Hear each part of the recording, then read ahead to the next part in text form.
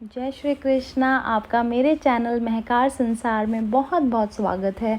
कैसे हैं आप सब? मैं ईश्वर से यही कामना करती हूँ कि आप हमेशा खुश रहें, आपके घर की सुख शांति और समृद्धि हमेशा बनी रहे और आपको ईश्वर का, भगवान का ढेर सारा आशीर्वाद आपको मिलता रहे।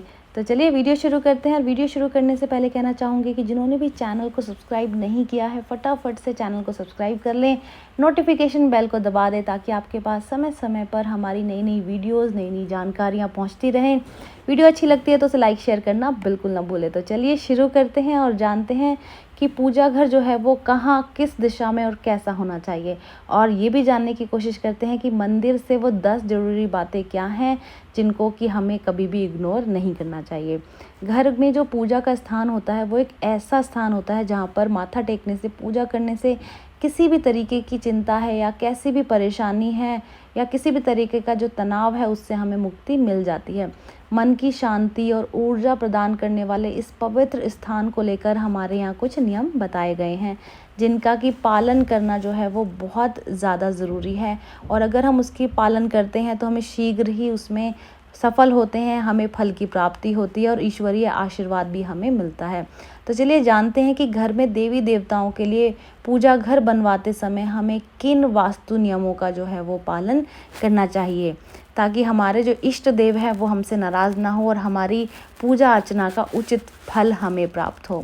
तो घर में जो पूजा का स्थान है, जो मंदिर आप जो बनवा रहे हैं या आपने रखा हुआ है, वो हमेशा उत्तर पूर्व यानी कि इसको हम ईशान दिशा बोलते हैं, उसमें आपको बनाना चाहिए, उसमें आपको रखना चाहिए क्योंकि ईशान कोण जो है वो शुभ प्रभावों से युक्त होता है। घर के किसी भी क्षेत्र में जो है वो सत्व ऊर्जा का प्रभाव जो है वो 100% होता है। घर के अंदर रखने वाले मंदिर के आकार की अगर हम बात करें, अगर उसकी लंबाई चौड़ाई की बात करें तो उसकी जो ऊंचाई है उसकी चौड़ाई से दोगुनी होनी चाहिए। घर के भीतर पूजा घर बनवाते समय हमेशा इस बात का ध्यान रखें कि इसके नीचे या ऊपर या फिर अगल बगल में आसपास शौचालय नहीं होना चाहिए, वॉशरूम नहीं होना चाहिए। घर की सीढ़ी के नीचे कभी भी पूजा घर नहीं बनवाना चाहिए। अक्सर लोगों को जगह नहीं मिलती है, वो कमरों में नहीं बनवाना चाहते हैं मंदिर, तो सीढ़ी के नीचे उनको जगह मिलती है वहाँ बनवा देते हैं, लेकिन वहाँ आपको बिल्कुल नहीं बनाना है। ये बिल्कुल भी उचित नहीं है, बहुत निगेटिव प्रभाव पड़ता है और वास्तु दोष भी इससे हो जाते हैं और हमेशा घर के लोगों में बीमारियां या फिर तरह तरह की परेशानियां जो हैं वो बनी रहती हैं। पूजा घर में कभी भी जो है वो दिवंगत लोगों की फ़ोटो नहीं रखनी चाहिए। जो लोग स्वर्गवासी हो गए हैं, जो स्वर्ग लोक को चले गए हैं, उनकी फ़ोटो को आपने नहीं रखना चाहिए। उनको आप कहीं और स्थान दे सकते हैं पर मंदिर में नहीं। मंदिर में सिर्फ देवी देवताओं की ही पूजा होती है, उन्हीं की ही फ़ोटो, मूर्तियाँ, तस्वीरें रखी जाती हैं, लेकिन दिवंगत लोगों की फ़ोटो के लिए मंदिर में कोई जगह नहीं होती है। पूजा घर में भूलकर भी जो है वो खंडित मूर्ति या फिर फटी गली जो तस्वीर है वो नहीं आपको रखना चाहिए, या कोई फ़ोटो है उसका फ़ोटो फ्रेम जो है वो थोड़ा टूट गया है, या तो आप उसे ठीक करवा लें या फिर आपको उसको उस पवित्र स्थान से, वहाँ से, मंदिर से आपको हटा देना चाहिए। और हटा करके आपको क्या करना चाहिए, अगर आपको कहीं जगह नहीं मिल रही है जहाँ पर आप उसे बहा दें या कोई सरोवर, तालाब या फिर कोई नदी, नहर नहीं मिलती है तो आप उसे किसी पवित्र स्थान में जो है वो गड्ढा खोदकर आप उसको दबा सकते हैं। पूजा घर में जो है कुछ लोग धन संपत्ति जो है वो पैसे छुपा कर रखते हैं पर ये शुभ नहीं माना जाता। आप उसको धन संपत्ति रखने के लिए जो वाजिब जगह बताई गई है, जो वाजिब जगह होती है, आपको उसको वहीं रखना चाहिए।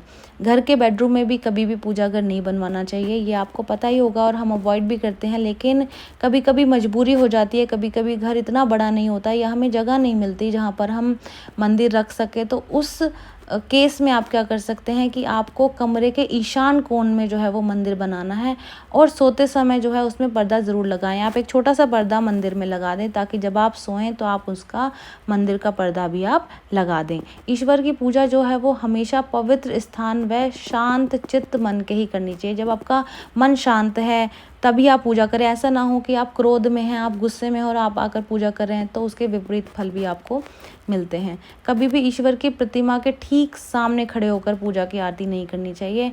अगर आप उसके ठीक सामने खड़े हो जाएंगे तो आप उनसे बड़े भी हो सकते हैं, आपका लेवल उनसे कम ही होना चाहिए।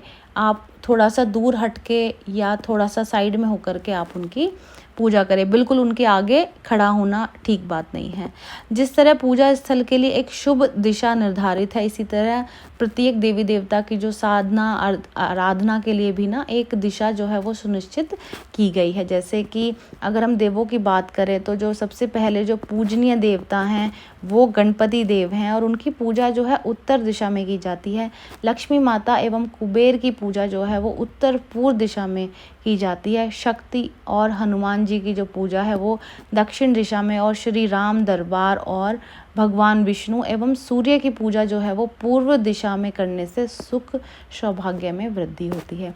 तो आज की जानकारी इतनी ही। उम्मीद करती हूँ कि आपको जानकारी पसंद आई होगी, आपके काम आएगी। तो चलिए मिलते हैं नई वीडियो में नई जानकारी के साथ में। जय श्री कृष्णा।